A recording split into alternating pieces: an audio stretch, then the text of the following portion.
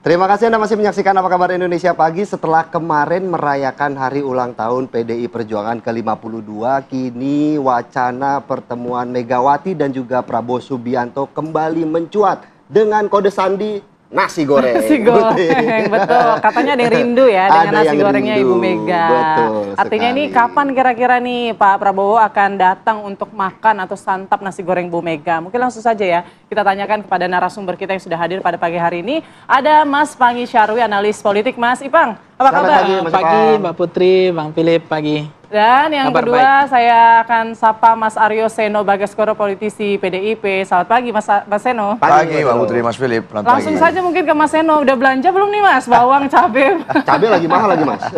Ya kan, tapi itu belum. Artinya masih wacana yang kemarin banyak sekali didiskusikan pasca HUT kemarin. Dan aku rasa ini kan bukan berita baru ya.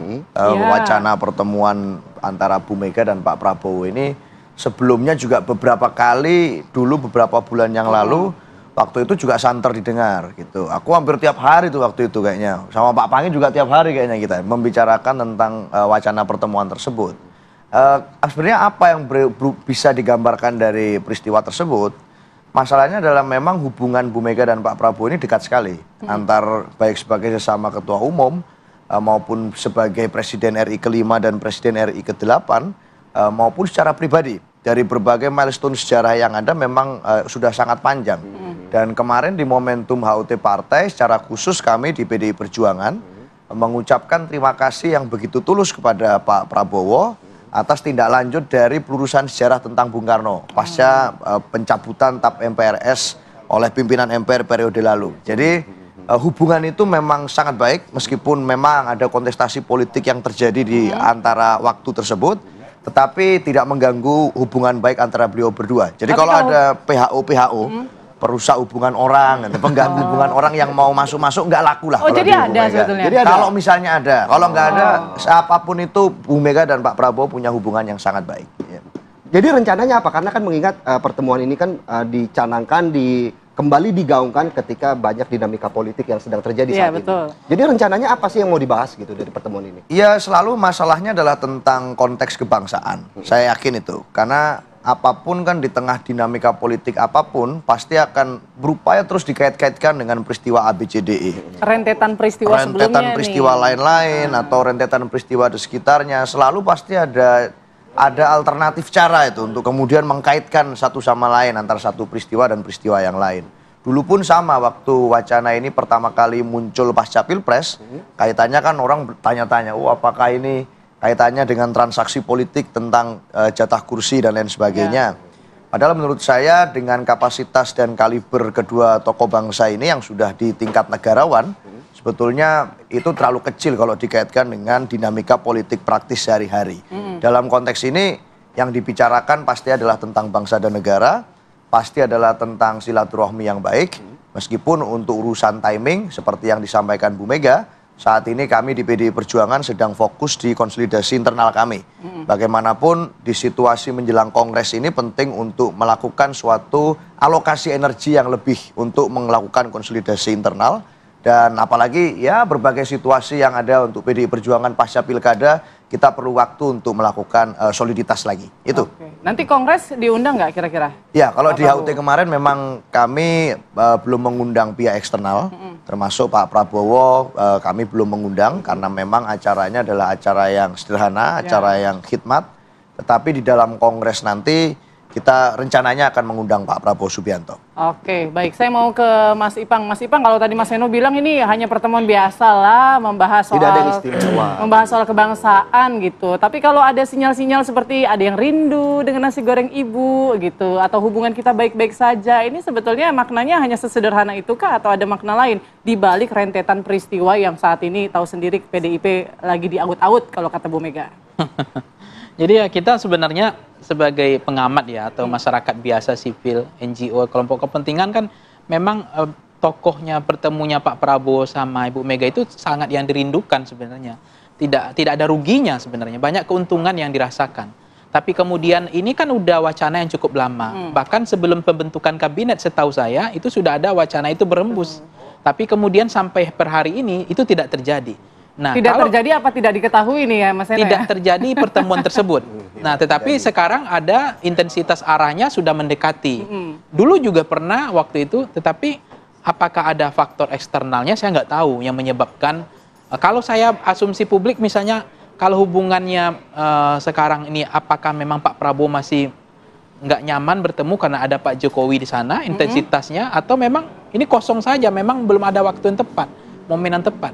Karena jangan-jangan memang Pak Jokowi mendukung juga, atau memang ini masih nggak ketemu di situ. Jadi Pak Prabowo yang belum nyaman atau Bu Meganya yang masih belum mau gitu bertemu? Ya sebenarnya kalau memang nasi gorengnya Bu Mega itu udah nikmat ya, lezat ya, tentu pertemuan itu harus cepat. Ya. Harusnya mau ya? Mau ya, karena nasi gorengnya Bu Mega nikmat lah, lezat lah ya. Nah, tapi ini pertemuan ini nggak terjadi, faktor apa sebenarnya?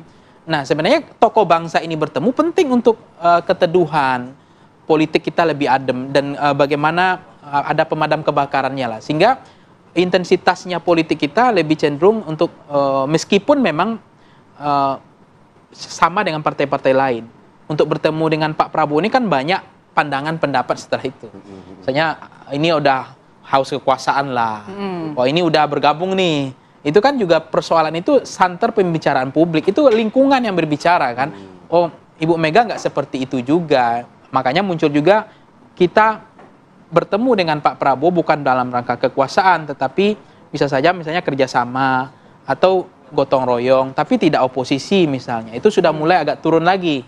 Tapi ada juga yang mengatakan bahwa tidak akan berubah sikap PDIP dalam konteks posisinya untuk menjaga check and balances. Dan di dalam setiap pertemuan, Pak Prabowo juga selalu mengatakan memahami konteks kebatinan bahwa check and balances, peran posisi yang dimainkan PDIP. Jadi nggak ngotot juga. Tapi dengan intensitas KPK yang belakangan ini maunya kemana gitu? Nah, itu yang apa masih maunya liar, memang gitu ingin ya. bertemu, inginnya PDIP bergabung ke koalisi pemerintah? Kalau ya udah itu, ya KPK ngomong aja baik-baik gitu. Kan nggak mungkin Nggak KPK perlu. ngomong itu. Karena gini, intensitas arah KPK belakangan memanggil Menkumhamnya Yasona Lauli ya, itu kan bisa kita rasakan. Memanggil Ahok, kemudian memang Hasto bolak-balik dipanggil. Meskipun memang KPK anggaplah bekerja demi fakta hukum, tapi namanya kerja biologis KPK ini kita juga bisa rasakan. Bagaimana ceritanya kalau memang itu masalah, memang ada fakta hukumnya di persidangan dari dulu. Kenapa nggak waktu PDIP berkuasa? Kenapa ketika PDIP berkuasa, kenapa KPK-nya nggak kerja? Kenapa KPK-nya kerja setelah PDIP tidak lagi berkuasa? Betul. Itu kan wajar, motif politik itu, bau amis politik itu ada di KPK. Kenapa? Kita inginkannya tidak ada namanya kerja biologis. Oh setelah orang nggak berkuasa baru dikerja-kerjain gitu. Itu nggak bisa, fakta itu kita bohongi gitu. Tapi selalu juga nggak salah juga KPK mengatakan, oh ini kami nggak ada opini, nggak ada motif politik, ini murni fakta hukum. Ya nggak masalah. Dan KPK-nya juga baru pemimpinnya. Tapi bagaimana partikel-partikel kekuasaannya, DNA kekuasaannya? Jangan sampai kemudian orang perspektif publik memandang, oh, ini karena oposisi nih, ini karena belum bergabung aja nih. Buktinya banyak menteri-menteri Prabowo ini juga masalah secara hukum, banyak. Tapi sekarang mandek. Kenapa? Unsur biologis belum ada di KPK karena masih berkuasa. Ini problemnya Indonesia gitu. Jadi agenda penegakan hukum kita sangat miris. Sangat kegelisahan kita di situ. Ini negara feodal akhirnya, negara kekuasaan. Kenapa? Hukum itu kan harus tegak di atas panglima ya. Kekuasaan harus dibawa kan. Sekarang persoalannya agenda penegakan hukum itu harus ditaklukkan oleh realitas kekuasaan. Itu bisa kita rasakan tapi nggak bisa dibuktikan loh. Baik. Nah ini yang menjadi problem, tantangan ke depan, bagaimana bahwa jangan ada lagi persoalan-persoalan ini terus terjadi. Karena persoalan, jangan kemudian persepsi publik oh ini kena banyak ini, mulai kader-kader PDIP dipanggil-panggil terus nih. Ya udah Bu Mega gitu akhirnya ya, Ibu Mega katanya udah menelepon, kemudian ini akhirnya Bu Mega mulai pelan-pelan menurunkan tensi politiknya, mulai melunak. Kan begitu persepsi publik. Tapi kalau tidak salah juga saya mengutip omongan dari Bang Seno, sempat juga diklarifikasi bahwa sebenarnya kasus-kasus ini juga tidak mempengaruhi banyak kepada PDIP pada saat itu kan, di Bang Seno. Tanggapannya mungkin ada Bang Seno. Ya kalau saya sederhana saja sebetulnya, bahwa ya kita memang dalam logika publik ini kan suka dengan konspiratif gitu loh. Bahwa ini ada kaitannya satu dengan yang lain. Bahwa kami sebagai partai politik punya pandangan politik tentu. Dan itu sudah clear disampaikan oleh Bu Mega. Sebagai politisi senior, negarawan yang selama ini kita paham betul komunikasi politik Bu Mega itu clear. Tidak pernah Clear, berbeda depan dan belakang. Berbeda, tapi maknanya kemarin belum bisa kita tangkap. Nanti boleh ya Bang dijawabin Oke, nanti usai jeda boleh. berikut ya. Boleh, Ini komunikasi Bu Mega selalu clear, tapi makna dari yang tersirat di hari ulang tahun PDIP kemarin apa kira-kira? Sesaat lagi.